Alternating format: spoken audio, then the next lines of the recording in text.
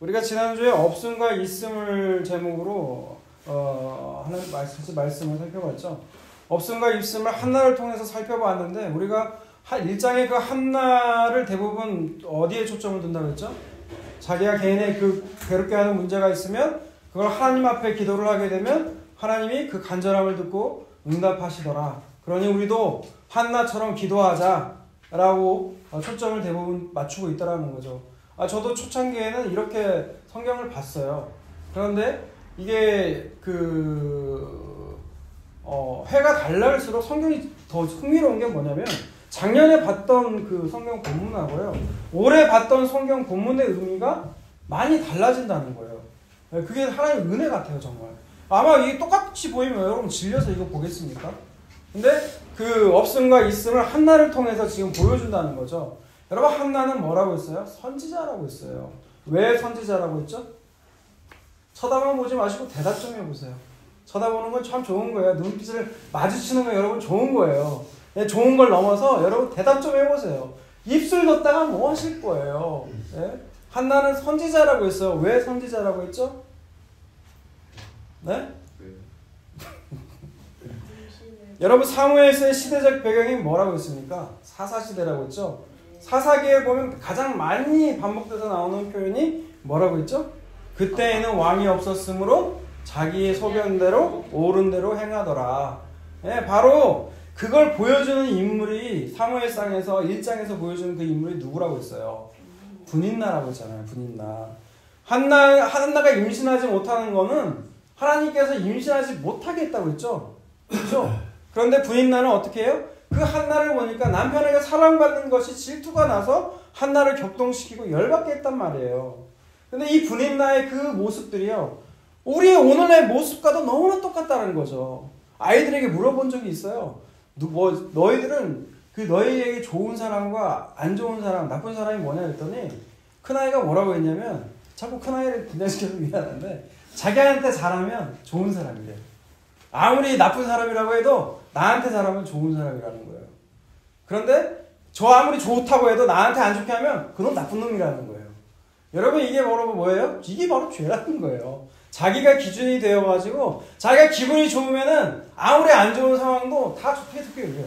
근데 자기 기분이 나쁘면 감사와 기쁨도 없더라는 거죠. 여러분, 이 이야기가 누구 얘기하는 것 같아요? 여러분 얘기 아니고 제 얘기예요, 다. 이게 여러분 우리 죄의 모습이라는 거예요. 그게 바로 분인나로 대표되는 인물이라는 거죠. 여러분, 분인나가 임신해서 자녀 둔 게 자기 능력일까요? 아니에요.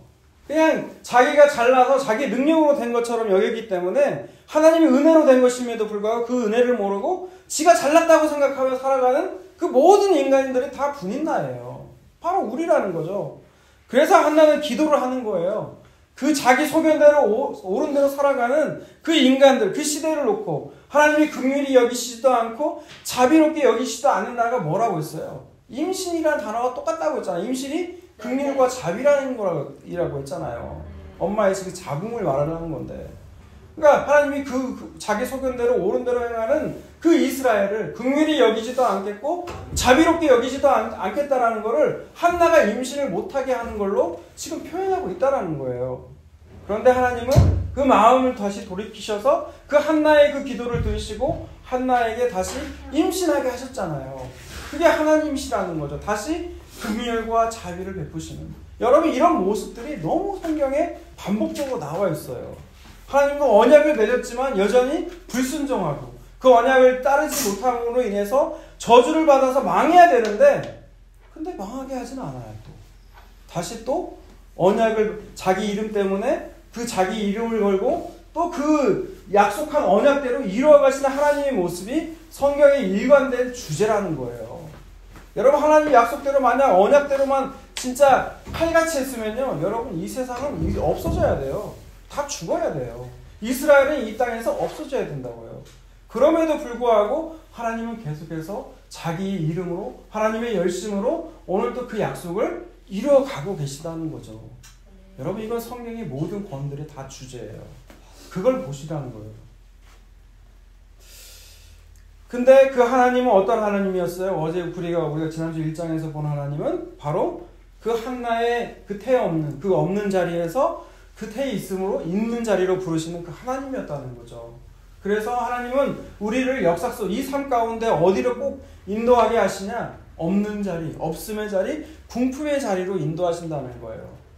그리고 나서 하나님은 있음의 자리로 우리를 부르신다는 거죠. 왜 그렇게 할까요? 그래야 그게 하나님의 은혜인 줄 아니까요. 여러분, 자녀가 결혼해서요, 신혼부부가요, 바로 아기 생기면요, 그거 당연히 지들이 그냥 생기는 건 줄 알아요. 근데 결혼하고 나서 5년이 지나고 10년이 지나고 임신을 못하면 어떻게 해야 돼요? 그게 자녀가 귀한 거구나. 이게 하나님이 주시는 선물이구나. 여러분, 그걸 깨닫더라니까요. 근데 인간이 참 교만한 게요. 그렇게 줘도요, 나중에 지 새끼인 것처럼 혈기 부르고 다 하더라고요. 그게 아니라는 거죠. 그러니까 하나님은 우리에게 진짜 믿음을 주시려고 우리를 먼저 없음의 자리, 그 자리로 하나님께서는 인도하신다는 거예요. 오늘 본문 사무엘상 5장은요. 먼저 4장을 여러분이 아셔야 5장으로 넘어갈 수가 있어요. 먼저 4장의 내용을 간략히 요약해보면 이스라엘과 블레셋은 전쟁이 벌어져요. 지금 블레셋이 오늘날의 블레셋이 팔레스타인 땅이에요. 그러니까 해변가, 일단 지도를 보겠지만 해양 민족이거든요. 해변을 따라서 쭉 가드, 가사, 아스골로 이렇게 해가지고 쭉 따라서 형성된 것이 오늘날 팔레스타인 땅이에요. 그때 블레셋 땅. 근데 이들은 끊임없이 전쟁을 벌여왔어요. 그때도 지금도 전쟁을 벌이고 있어요. 근데 이 전쟁이 벌어지는데 그곳이 사장에서는 아벡 전투였어요. 이 전쟁에서 이스라엘은 전쟁에서 지고 있었어요. 양산이. 그래서 사람들이 어떤 생각을 하냐면, 야, 우리가 길갈에 있는 그 언약궤를 가져오면 우리가 이길 거야. 이런 생각을 한 거예요. 근데 이런 생각이 여러분 뭐라고요? 이런 생각이 기복신앙이에요, 여러분. 이런 생각이 미신, 잘못된 믿음이라는 거예요.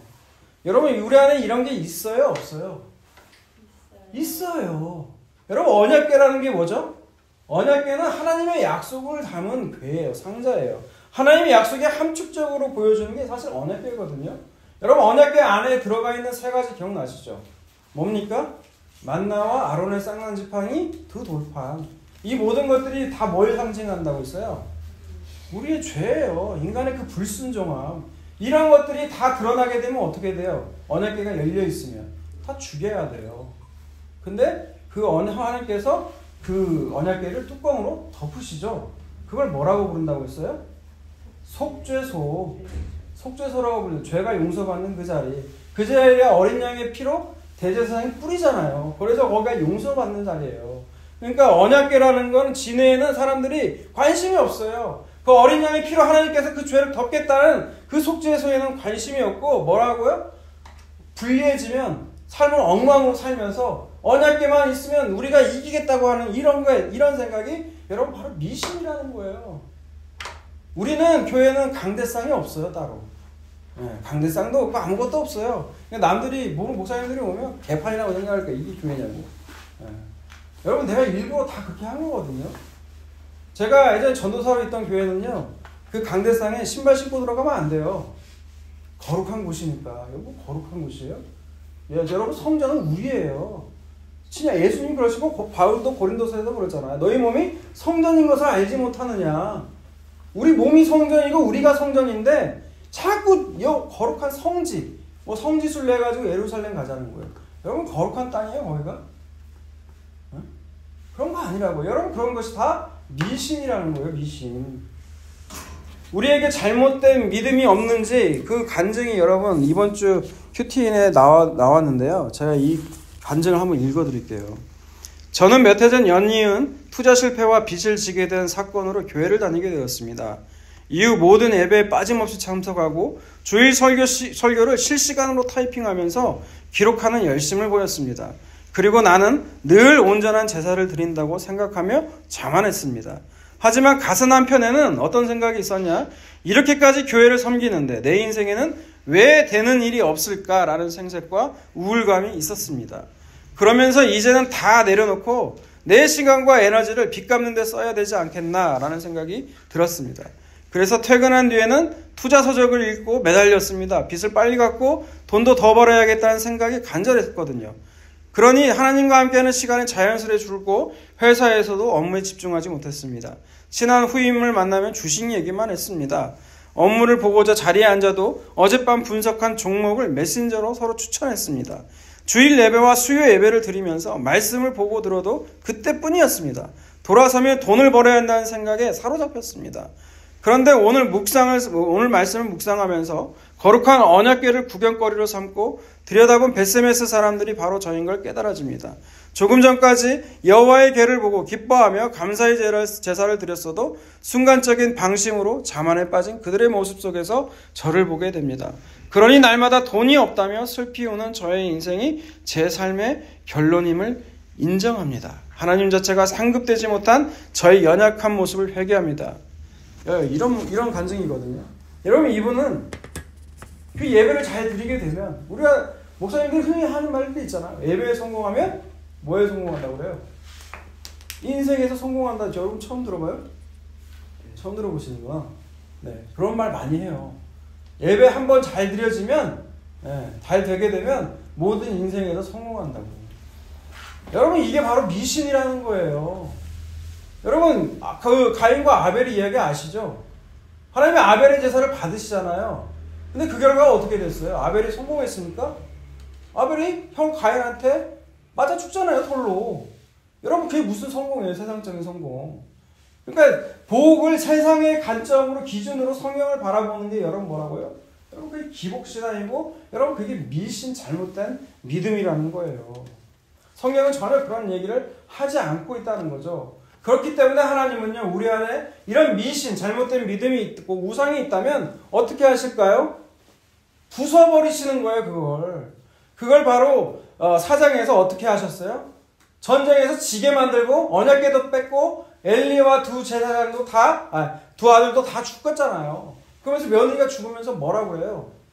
이카봇, 기쁨이 아니라 하나님의 영광이 떠나갔다라고 하잖아요. 그죠? 그런데 이 이카봇, 하나님의 떠나간 그 여자가 말한, 며느리가 말한 그 영광은요, 그런다고 떠나가지 않아요. 여러분, 우리가 흔히들 연말이 되면은 시상식에서 그 배우들과 가수들이 상을 받으면 뭐라고 그래요? 이 모든 걸 하나님께 영광을 돌린다고 그래요. 귀한 거죠. 근데 여러분, 그게 하나님께 영광이 될까요? 아니에요. 하나님은 영광 그 자체예요. 여러분이, 물론 이제 성경 곳곳에는 그 우리가 잘못되게 본이 되지 못해가지고, 그렇게 살아갈 때 하나님의 이름이 더럽혀진다는 표현이 곳곳에 있습니다만, 여러분, 하나님의 영광 그 자체는요, 우리 사람이 뭘 더해가지고 영광이 더해지고, 우리가 잘못한다고 그 영광이 빼앗기고, 여러분, 그런 것들은 아니에요. 하나님은 하나님의 이름을 위해서 지금도 열심히 일하고 계세요. 여러분, 그렇기 때문에 우리의 하나님은 영원하신 하나님이시고, 우리가 받은 그 구원의 하나님, 구원은 여러분, 우리가 영원히 찬양받을 만한 그 하나님이세요. 그러면 이제 5장에 보면 그 더럽혀진 그 하나님을 이름을 하나님께서 어떻게 지금 하시는지 보자고요. 5장 1절 여러분 읽어주세요. 블레셋 사람들이 하나님의 궤를 빼앗아 가지고 에베네셀에서부터 아스돗에 이르니라. 네, 1절에 보면 언약궤를 어디로 가져갔다고 그래요? 네? 아스돗으로 가져갔다고 했죠? 네, 그러면 지도를 한번 띄워주세요. 이런 데 써야져야 되는 거예요. 이런 데. 시청각 교재는 확대해 주세요. 네, 그 포도주장 같이 생긴 거 있잖아요. 네, 보세요. 좀 이제 화면이 커지니까 잘 보이죠? 그죠? 여기에 보면은 아벡이라는 곳이 여기 전투가 벌어진 곳이고, 에베네셀이라고 하는데, 이것이 나중에 사무엘이 사사로 있을 때 이 지명이 바뀌어지거든요. 에베네셀로. 네, 근데 요 아벡에서 어디로 옮겨진다고요? 아벡에서 져가지고 아스돗이 어디에 있어요? 여기 있죠? 네. 여기 나와 있는, 여기 안 나왔네, 하나가. 가사 지역이 있거든요, 이 밑에 쪽에. 가사와 가드, 아스돗, 에글론. 아이고, 이거 잘못 찾으셨네요. 네, 이거 제가 확인했어야 되는 건데. 이거 말고 에그론하고 5지역이 있거든요. 블레셋에 대표적인 5지역이 있는데, 가사와 가드, 아스돗, 에글론, 아스돗 위쪽에 보면은 또 한 지역이 있어요. 예. 그 지역이 있는데 그 지역이 이름이 갑자기 생각이 안 나네요. 근데 그 5지역이 있는데 그 5지역을 다섯 지역 중에 어디로 옮겼다고요? 지금 아스돗으로 옮겼다고요. 아스돗으로. 그 아스돗에 가서 지금 어떤 일이 벌어질까요? 2절과 3절을 한번 읽어봅시다. 시작. 화면은 그 지도 계속 띄워주세요. 가지고 다곤이 신전에 들어가서 다곤 맷에 넣었더니 네. 어떤 사람들이 이튿날 일찍이 일어나 본즉 다곤이 여호와의 그 앞에서 쓰러져 그의 얼굴이 땅에 닿았는지라. 네, 어떤 일이 벌어졌어요? 아스돗 사람들이 우상으로 섬기고 있던 다곤이라는 녀석이 있어요. 이 다곤은 곡물의 신인데 뭐 모든 우상이 다 똑같아요. 풍요, 잘 살게 해주는 게 다 우상들이에요. 근데 이 해안가라고 했잖아요. 해양 민족이다 보니까 이 우상이 어떻게 생겼냐면 여러분 스타벅스 아세요? 스타벅스 보면은 인어 형상 있죠? 위에는 사람이고 아래는 물고기. 예, 딱 그 형상이에요, 다곤이. 예. 그 다곤이 어떻게 됐어요? 언약궤에 엎어져서 경배하는 모습으로 엎드려져 있다는 거예요. 그러니까 2절과 3절만 해도 이때까지만 해도 이 아스돗 사람들은 이것이 뭔가 외부적인 요인으로 인해서 뭐 쥐가 건드렸다든지 이런 걸로 인해서 엎어졌다고 생각했다고요. 그런데 4절을 보세요. 읽습니다. 시작. 그 이튿날 아침에 그들이 일찍 일어나 본즉 다곤이 여호와의 궤 앞에서 또다시 엎드러져 얼굴이 땅에 닿았고 그 머리와 두 손목은 끊어져 문지방에 있고 다곤의 몸뚱이만 남았더라. 다음날 되니까 어떤 일이 벌어집니까? 다곤의 머리하고 두 손목이 끊어져서 문지방에 있고 그대로 있고 몸통만 남았다라는 거예요. 여러분 우상이 바로 이런 거예요. 우상이. 그래서 시편 115편을 보면요. 아까 시편 115편을 띄워주세요. 시편 115편 띄워주시면 1절부터 9절까지 한번 읽습니다. 115편 1절에서 9절 읽어주세요. 여호와여 영광을 우리에게 돌리지 마옵소서. 우리에게 돌리지 마옵소서. 오직 주는 인자하시고 진실하심으로 주의 이름에만 영광을 돌리소서. 어찌하여 문 나라가 그들의 하나님이 이제 어디 있느냐 말하게 하리이까. 오직 우리 하나님은 하늘에 계셔서 원하시는 모든 것을 행하셨나이다. 그들의 우상들은 은과 금이요 사람이 손으로 만든 것이라. 입이 있어도 말하지 못하며 눈이 있어도 보지 못하며 귀가 있어도 듣지 못하며 코가 있어도 냄새 맡지 못하며 손이 있어도 만지지 못하며 발이 있어도 걷지 못하며 목구멍이 있어도 작은 소리조차 내지 못하느니라. 우상을 만드는 자들과 그것을 의지하는 자들이 다 그와 같으리로다.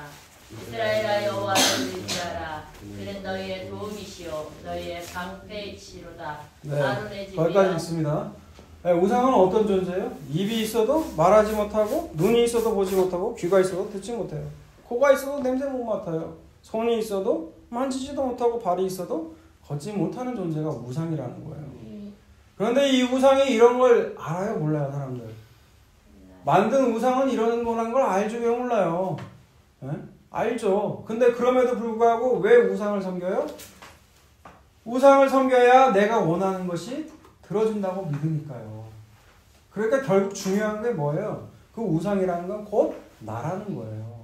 나 자기 사랑하는 걸 포기를 못하는 게 누구예요? 인간이더라는 거예요. 그게 여러분 죄라는 거예요. 그게 죄. 성경에서는.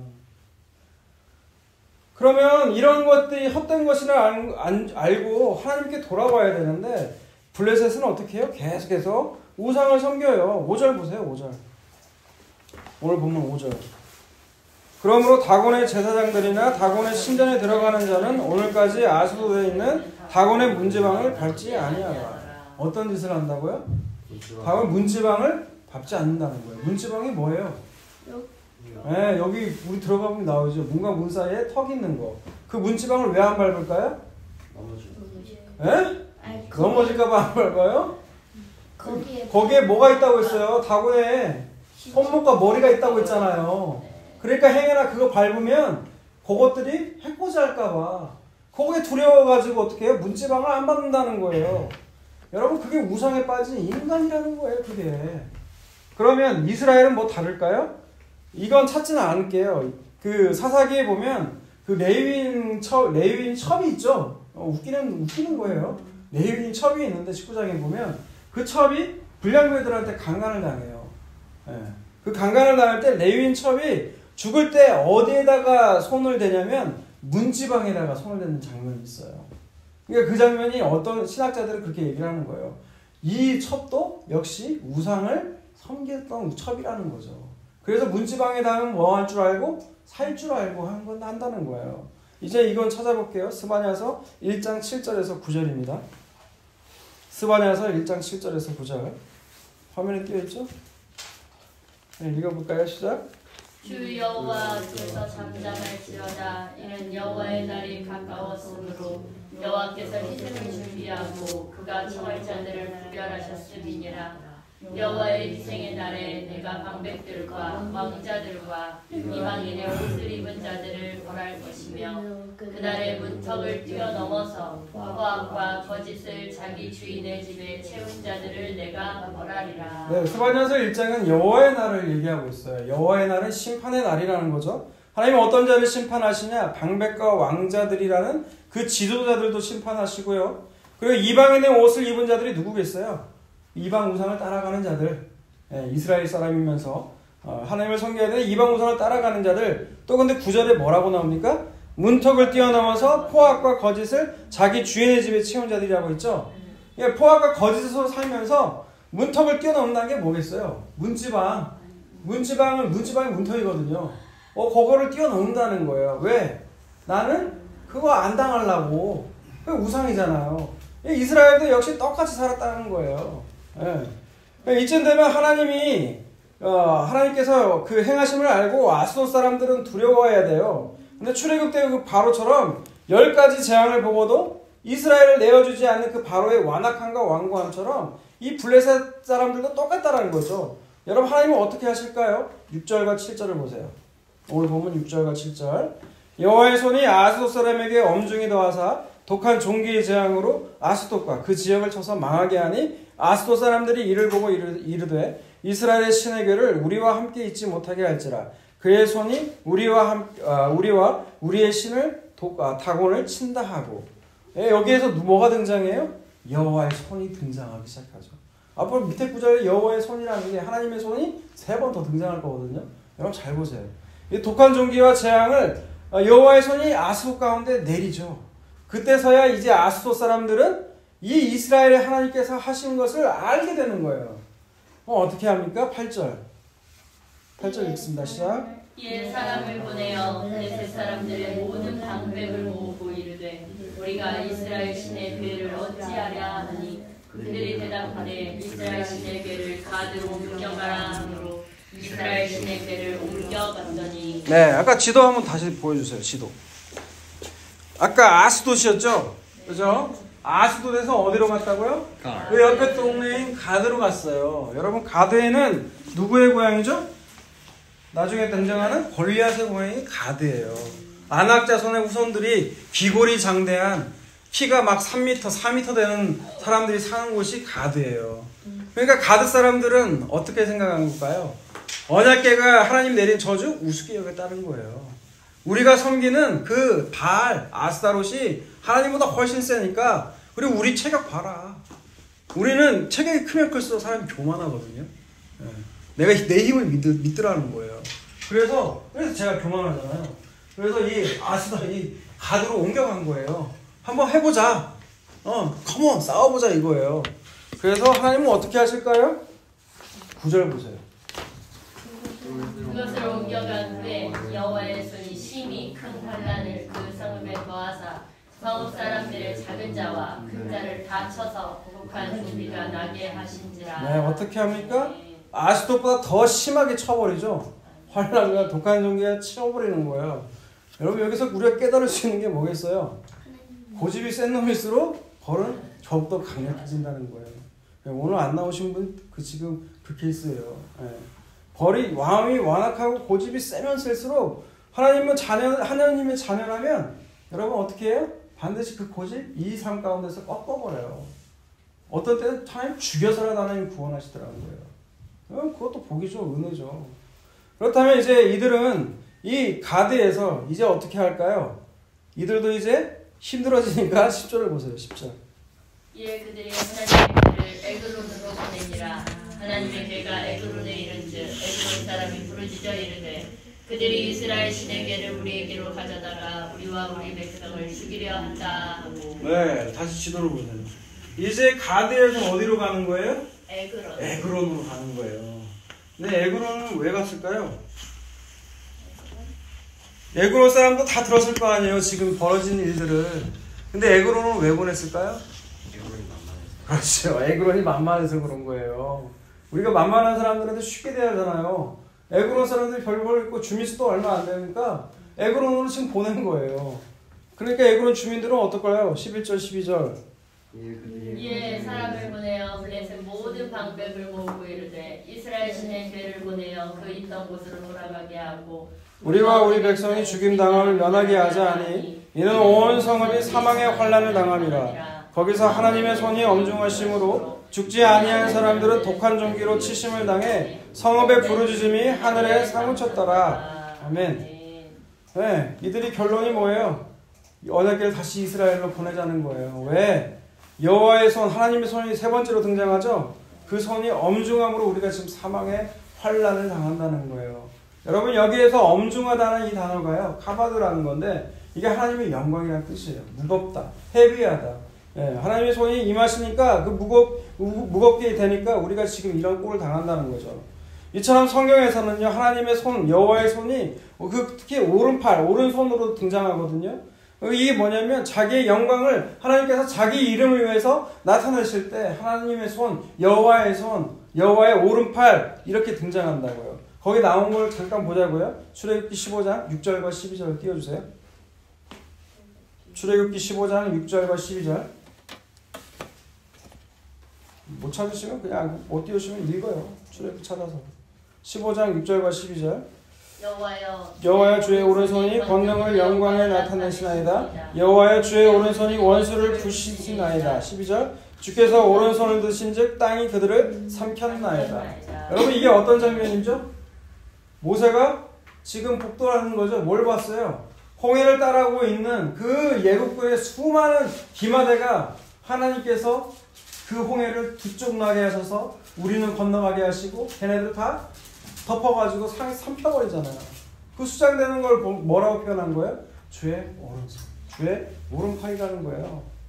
여러분, 하나님의 오른손은 여러분 지금 눈에 보입니까? 안 보입니까? 보여요? 보이면 정신과를 가세요.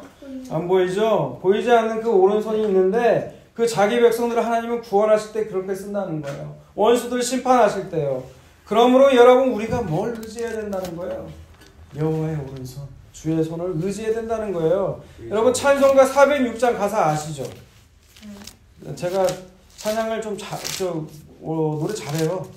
근데 목소리가 상태가 안 좋기 때문에 그냥 가사만 흘려드릴게요. 고난 내 영혼 편히 쉴 것과 풍랑이 일어도 안전한 폭우, 폭풍까지도 다스리시는 주의 영원한 팔 의지에 주의 영원한 팔 함께하사 항상 나를 붙드시니 어느 곳에 가든지 요동하지 않으면 주의 팔을 의지함이라. 네, 여러분이 너무 좋은 가사들이 406장에 있거든요. 우리가 말씀 끝나고 이 찬양을 같이 찬양할 텐데요. 뭘 의지해야 된다고요? 여호와의 보이지 않는 손. 네, 보이지 않는 주님의 팔 의지해야 된다는 거죠. 여러분, 여호와의 오른손은 권능을 나타내요. 승리의 자리죠. 그 오른쪽에 지금 누가 앉아 계세요? 정답의 90%는 예수님이죠. 예수 그리스도예요. 히브리서 8장을 보세요. 히브리서 8장 1절과 2절 읽습니다. 시작. 지금 우리가 하는 말의 요점은 이러한 대제사장이 우리에게 있다는 것이라. 그는 하늘에서 지극히 크신 이의 보좌 우편에 앉으셨으니 성소와 참 장막에서 섬기는 이시라. 이 장막은 주께서 세우신 것이요 사람이 세우신 것이 아니니라. 네, 히브리서는 구약을 신약의 관점으로 다시 재해석한 게 히브리서죠. 제사장이 계시는데 그가 어디 앉아 계신다고요? 하늘에 지극히 크신 이 하나님의 보좌 우편에 앉아 계신다고요. 네. 그리고 히브리서 12장을 봅니다. 히브리서 12장. 제가 읽으면서 설명을 드릴게요. 이러므로 우리에게 구름같이 둘러싼 허다한 증인들이 있으니 모든 무거운 것과 얽매기 쉬운 죄를 벗어버리고 인내로써 우리 앞에 당한 경주를 하며 2절 같이 읽습니다. 시작. 믿음의 주여 또 온전하게 하신 이인 예수를 바라보자. 그는 그 앞에 있는 기쁨을 위하여 십자가를 참으사 부끄러움을 개의치 아니하시더니 하나님 보좌 우편에 앉으셨느니라. 아멘. 지금 예수님이 어디 앉아 계세요? 하나님 보좌 우편에 앉아 계세요. 그러므로 너희가 피곤하여 낙심하지 않기 위하여 죄인들이 이같이 자기에게 거역한 일들을 참으신 일을 생각하라. 너희가 죄와 싸우되 아직 피 흘리기까지는 대항하지 아니하고 또 아들들에게 권하는 것 같이 너희에게 권면하신 말씀도 잊었도다. 일렀으되 내 아들아 주의 징계하심을 경히 여기지 말며 그에게 꾸지람을 받을 때에 낙심하지 말라. 주께서 그 사랑하시는 자를 징계하시고 그가 받아들이시는 아들마다 채찍질하심이라 하였으니 너희가 참음은 징계를 받기 위함이라. 하나님의 아들과 같이 너희를 대우하시나니 어찌 아버지가 징계하지 않는 아들이 있으리요. 징계는 다 받는 것이거늘 너희에게 없으면 사생자요 친아들이 아니니라. 9절 같이 읽습니다. 또 우리 육신의 아버지가 우리를 징계하여도 공경하였거든 하물며 모든 영의 아버지께 더욱 복종하며 살려 하지 않겠느냐. 10절 계속 있습니다. 그들은 잠시 자기의 뜻대로 우리를 징계하였거니와 오직 하나님은 우리의 유익을 위하여 그의 거룩하심에 참여하게 하시느니라. 아멘. 여러분 사람들은 모두 다 고난 가운데 살아가요. 고난을 안 겪는 사람이 거의 없어요. 그 고난 가운데 징계 가운데 다 살아가는 인간의 죄 때문에 그렇거든요. 근데요 여러분 그걸 깨닫는 사람이 있고 그걸 깨닫지 못하는 부류가 두 부류가 있다는 거예요. 성경은. 그죠? 오늘 블레셋처럼 그 징계가 고난이 와도 환난이 와도 깨닫지 못하고 여전히 나라는 우상을 포기하지 못하고 계속 살아가는 그 블레셋이 있는가 하면 때로는 하나님께서 사랑하신 자에게 징계를 주시듯이 그 징계를 통하여서 내 안에 있는 우상을 발견하게 되고 그 우상을 무너뜨리게 하시는 그 경험을 하는 하나님의 자녀들이 있다라는 거예요. 근데 그 목적이 뭐라고요? 10절에 뭐라고 했어요? 그 거룩하심에 참여하게 한다는 거예요. 여러분 그것이 하나님이 의라는 거죠. 여러분 의라는 단어가요 그 디카이오시네라는 건데 여러분 의라는 것이 그냥 윤리 도덕적으로 그냥 깨끗하게 살아가는 거 흠결이 없는 걸 얘기하고 있는 게 아니에요. 의라는 단어는 관계예요. 관계.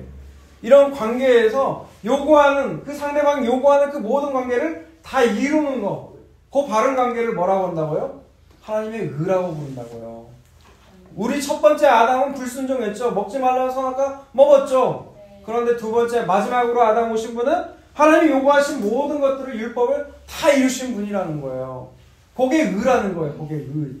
그 의를 믿는 자에게 임파테이션 전가시킨다는 거예요. 우리에게.